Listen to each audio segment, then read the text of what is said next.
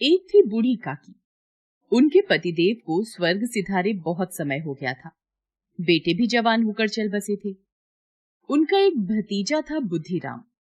बूढ़ी काकी ने अपनी सारी संपत्ति भतीजे के नाम कर दी थी। संपत्ति लिखते समय भतीजे ने वादा किया था कि वह बूढ़ी काकी की अच्छी तरह से देखभाल करेगा, किंतु वह अपनी जबान का पक्का नहीं रहा। उसकी पत्नी रूपा का व्यवहार भी काकी से अच्छा नहीं था।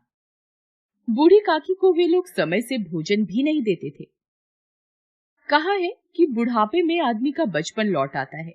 यही हाल बूढ़ी काकी का भी हो गया था। उन्हें समय पर भोजन न मिलता या बाजार से आई कोई चीज न मिलती तो वे गला फाड़ कर रोने लगती। उनकी खाने की लालच बढ़ गई थी। बच्चे भी अपने माता पिता का रंग देखकर बूढ़ी काकी को सताया करते। कोई चुटकी काटकर भागता, कोई उन पर कुल्ली कर देता। काकी चीख मार कर रोती। पूरे परिवार में बुद्धिराम की छोटी लड़की लाडली ही बूढ़ी काकी के प्रति प्रेम रखती थी। एक बार की बात है, बुद्धिराम के बड़े लड़के का तिलक था। द्वार पर शहनाई बज रही थी। चारपाइयों पर मेहमान विश्राम कर रहे थे। घर की स्त्रियां गा रही थीं। भट्टियों पर कड़ाह चढ़े थे। पूड़ी कचौड़ियां निकल रही थी। मसालेदार तरकारी पक रही थी। पकवान की सुगंध चारों तरफ फैल रही थी। बूढ़ी काकी अपनी कोठरी में बैठी थी। भोजन की खुशबू उनकी नाक तक पहुंच रही थी। मन ही मन बोली, आह, कैसी सुगंध है। पर अब मुझे कौन पूछता है। जब रोटियां ही नहीं मिलती तब ऐसे भाग्य कहाँ कि भरपूर पूड़ियां मिले। बूढ़ी काकी से रहा नहीं गया। वे धीरे धीरे सरकती हुई बड़ी कठिनाई से चोखर से उतरी और धीरे धीरे रेंगती हुई कड़ाह के पास आ बैठी। रूपा तैयारियों में व्यस्त थी। उसे सांस लेने की फुर्सत न थी। सुबह से ही आराम नहीं मिला था। वह झल्लाती हुई थी। इस अवस्था में उसने बूढ़ी काकी को कड़ाह के पास देखा तो गुस्से में काकी को दोनों हाथों से झटक कर बोली, ऐसे पेट में आग लगे, पेट है या भार? कोठरी में बैठते हुए क्या दम घुटता था?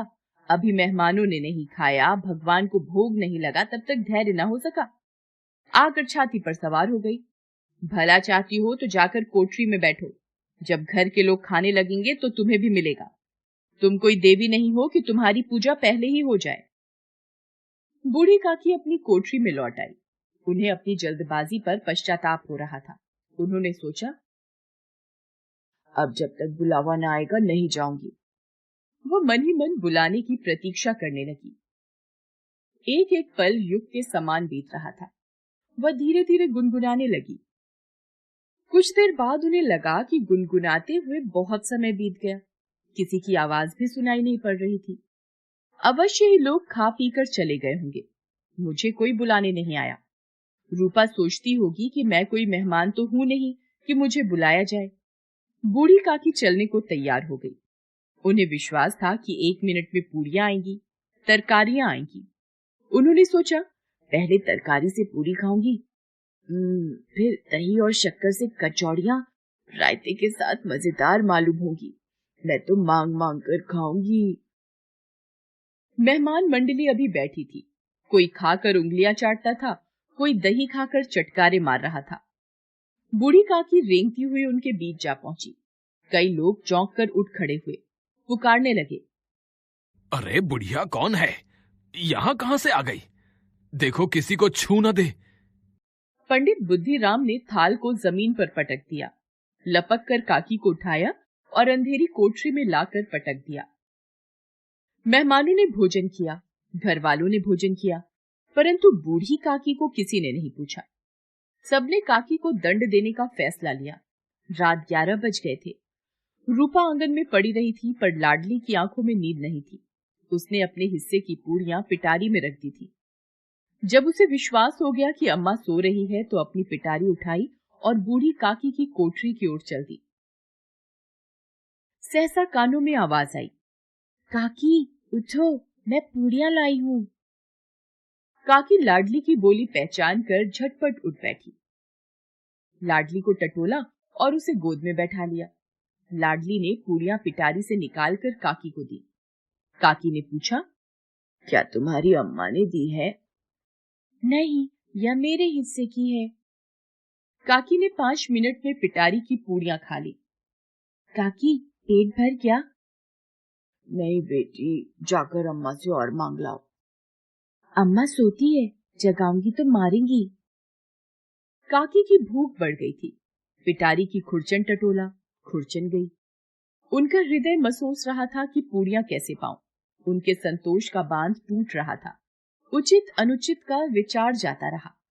वे लाडली से बोली, मेरा हाथ पकड़कर वहां ले चलो जहां मेहमानों ने बैठकर भोजन किया है। लाडली ने काकी का हाथ पकड़ा और जूठे पत्तलों के पास ले जाकर बैठा दिया। दीन शुदातुर काकी पत्तलों से पूड़ियों के टुकड़े चुनकर खाने लगी। ठीक उसी समय रूपा की आंख खुल गई। वह लाडली को खोजने लगी। उसे वहां ना पाकर वह उठी तो देखती है कि लाडली झूठे पत्तलों के पास खड़ी है और बूढ़ी काकी पत्तलों पर से पूड़ियों के टुकड़े उठाकर खा रही है।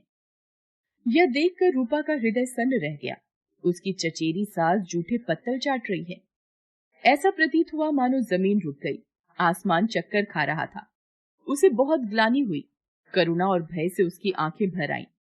उसने सच्चे हृदय से आकाश की ओर हाथ उठाकर कहा, परमात्मा, मेरे बच्चों पर दया करो। इस अधर्म का दंड मुझे मत दो, नहीं तो मेरा सत्यानाश हो जाएगा। वह सोचने लगी, हाय कितनी निर्दयी हूँ। जिसकी संपत्ति से मुझे इतनी आय हो रही है उसकी ये दुर्गति। मुझसे बड़ी भारी चूक हो गई।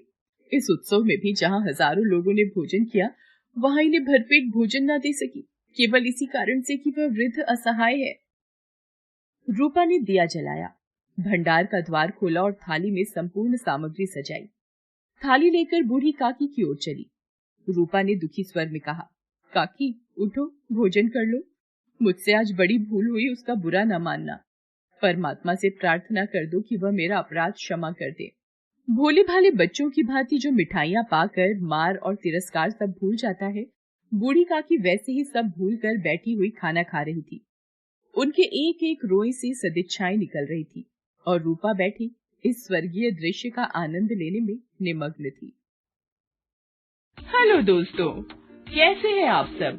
हमारी कहानियां देखने के लिए हमारे चैनल को सब्सक्राइब कीजिए और हाँ, बेल आइकॉन पर क्लिक करना मत भूलिएगा।